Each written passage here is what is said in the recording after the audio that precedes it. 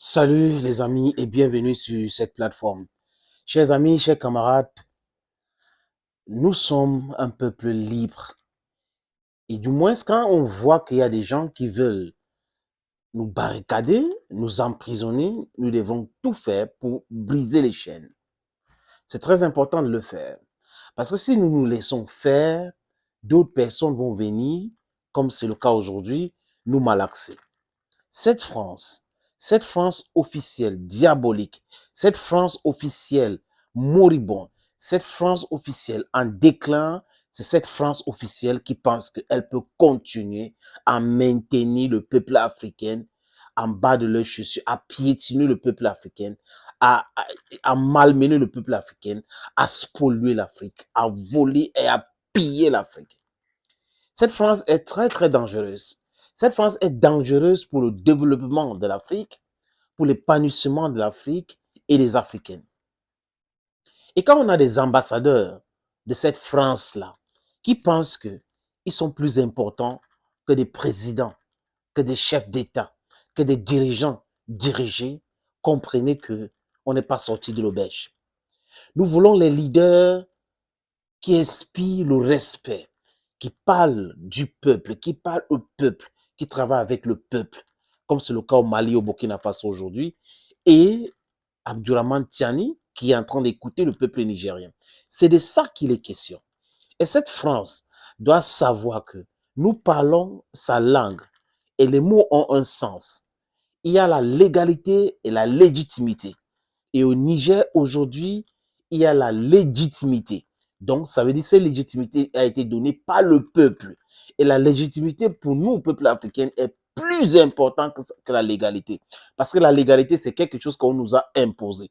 On avait nos us et coutumes. Nous savons comment gérer nos affaires chez nous. Quand un chef traditionnel fait des choses atroces, commet des crimes atroces, il est remplacé. Ça, c'est ce qu'on appelle la légitimité. Et la légitimité aujourd'hui est du côté du peuple nigérien. Et ce peuple nigérien a donné une partie de cette légitimité-là à Abdourahmane Tiani et toutes les nouvelles autorités qui dirigent le Niger aujourd'hui. Il ne revient pas à la France de décider qui doit faire quoi, qui ne devrait pas faire quoi. On s'en fout de ce que la France pense. Les Africains en ont marre de cette France-là qui s'est mise dans tout. La France ne nous demande pas pour prendre les décisions, pour faire certaines choses. Donc, la France ne doit pas prétendre nous dire des choses. Et si on trouve les jeunes Africains aujourd'hui, même des vieux Africains aujourd'hui, qui acceptent ces choses-là, on doit les dénoncer. On doit les dénoncer, les déconstruire. Parce que le travail que nous faisons ici, c'est pour que nos enfants en profitent, pour que les gens ne viennent pas en Afrique en terrain conquise pour dire, OK, on va les menacer, on va dire ceci, ils vont s'aligner. Non, les amis. Ce monsieur, j'ai même appris qu'il n'aime pas les Noirs. Qui n'aime pas les Noirs. Et qui n'aime pas les Noirs s'appelle comment, les amis? Comme nous sommes sur les réseaux sociaux, il y a les algorithmes. Donc, c'est comme ça qu'il est.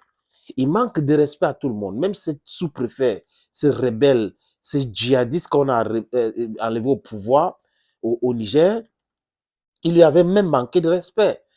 Il vient débrailler quand il est invité et il est invité par le ministre des Affaires étrangères du Niger et de la coopération des Nigériens à l'étranger. Qu'est-ce qu'il dit? Il dit qu'il ne vient pas. Il ne vient pas. Il est dans un pays. Les amis, écoutez très bien. Nous devons passer ce message à Emmanuel Macron qui manque de tact, qui manque de maturité, qui est vraiment, il fait des gamineries, que ce n'est pas à lui, ni à son pays où on appelle la femme là comment, Madame coloniale, colonisation, Madame Colonna, quelque chose comme ça. Ce n'est pas à eux de décider qui est légal, légitime dans nos pays. On s'en fout de ce que pense la France. La jeunesse et le peuple africain s'en tapent de ce que pense la France. Si quelque chose est pour le bien du peuple africain, c'est pour le bien du peuple africain. Les Nigériens ne demandent pas à la France de reconnaître qui que ce soit, de reconnaître qui que ce soit dans leur pays. C'est à eux et eux seuls de décider, et le peuple africain. Maintenant, ce peuple africain qui doit être lucide, parce que parmi nous, il y a des infidèles, il y a des traîtres comme les Ouattara, des traîtres comme les Macky Sall, des traîtres comme Patrice Talon, des traîtres comme Ombalo, des traîtres comme Tinubu. Oui, nous devons les exclure dans la démarche de notre indépendance totale. On doit exclure ce genre-là, les dénoncer. C'est très important. Et, écoutez très bien les amis, comme a dit le président Laurent Gbagbo, les coups d'État font partie de nos traditions. Et si les gens pensent qu'ils vont utiliser ce mot-là, légalité, pour s'éterniser au pouvoir, pour malmener les gens, pour torturer la jeunesse, non, non, non, we're going to change the dial. Nous avons notre façon de régler cette affaire. Parce que cette simulacre de démocratie exportée à la boule en Afrique n'est pas forcément ce qui va nous amener vers la libération. Ils ont organisé quelque chose qui pouvait être bien, mais enlever certains pans, soutenir certaines personnes, tout simplement pour voiler la face du peuple. Mais seulement ça n'a que trop duré. Regardez Paul Biya au pouvoir au Cameroun. Plus de 40 ans soutenu par la France. Regardez Ali Bongo au Gabon. Même quand ils ont des petits problèmes aujourd'hui, où il y a un autre Abel Ossa, qui serait aussi un vassal de la France, les amis.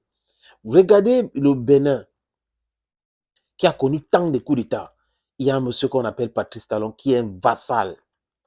Regardez Ombalo, regardez Macky Sall, qui n'est pas propre. C'est une honte. Les amis, si on a des gens comme ça, comme dirigeants, qui sont dirigés de l'extérieur, comment voudrez-vous que les ambassadeurs de la France les respectent? Mais M.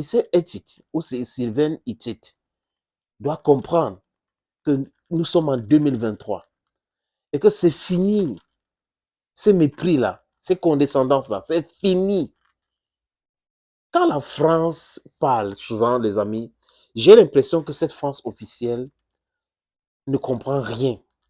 Ou quand quelqu'un est en train de mourir, bon, il fait tout pour l'amener vers la mort. La France dit qu'elle ne reconnaît pas les autorités nigériennes, que ces autorités-là ne sont pas les autorités légales. C'est ce que la France dit. Mais je vous ai parlé de la légalité, la légitimité tout à l'heure, les amis. Et que cette légitimité, c'est très important pour la culture africaine. Nos us et coutumes, la légitimité est plus importante que la légalité. Ce sont les Occidentaux qui nous ont amené la légalité. Donc les histoires des papiers, on a dit la forme et autres. Il faut, bon, on va rester là, on meurt tout simplement parce qu'on avait signé les papiers et autres. Même les accords de Vienne demandent au pays de dénoncer des choses qui ne les intéressent pas. C'est de ça qu'il est question, les amis. Maintenant, quand on voit des gens qui sont incohérents, on voit des gens qui disent qu'ils sont intelligents, mais qui font tout le contraire des gens qui ont la tête normalement constituée. Ça fait rire, les amis. Regardez comment la France se dédie, la France se ridiculise. Emmanuel Macron et Madame Colonisation, Colonna, c'est ridiculise. On ne reconnaît pas les autorités nigériennes parce qu'ils ne sont pas les autorités légales. Notons ça. Il y a eu un coup d'État. Mais au Mali, la France reconnaît les autorités parce que quand les autorités disent partent, ils partent ou elles partent. Au Burkina Faso, cette même France qui parle de la légalité, c'est-à-dire que d'une incohérence créade, la France tente de nommer un ambassadeur au Burkina Faso. Et au Burkina Faso, c'est le même système comme au Mali, comme au Niger aujourd'hui. Et heureusement pour le peuple burkinabé qu'ils ont un président clairvoyant. Et Ibrahim Traoré a dit, pas des Ndepso, pas les Lélé chez nous. Et l'ambassadeur qu'ils ont voulu nommer au Burkina Faso, c'était un Lélé. On a dit non. Donc la France peut reconnaître le Tchad, je veux dire Idriss Déby, le fils de Déby, et son ambassadeur reste, n'est-ce pas? Dans cette même situation, la France cherche à nommer l'ambassadeur au Burkina Faso dans le même système. Et la France dit au Niger, non, on ne vous reconnaît pas vraiment, il ne va pas partir. Is there any sense in what these French people are thinking and saying? Friends, I think they are just very confused. They are confused to an extent where they just mix things. They are really confused. They are really perturbed. And that is none of our business. We want France out of Africa.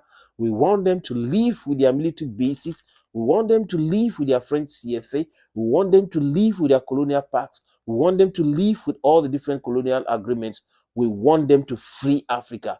I saw an image at the level of Lampedusa where some African youth were saved in the sea, in the Mediterranean Sea. I was like, whoa, we don't need this. If we are free today, our youth will have job locally. We will transform our raw materials to secondary products or tertiary products, and they will have jobs. They'll have jobs. Thank you, friends, for watching this other video on this platform. Stay blessed, and bye-bye for now.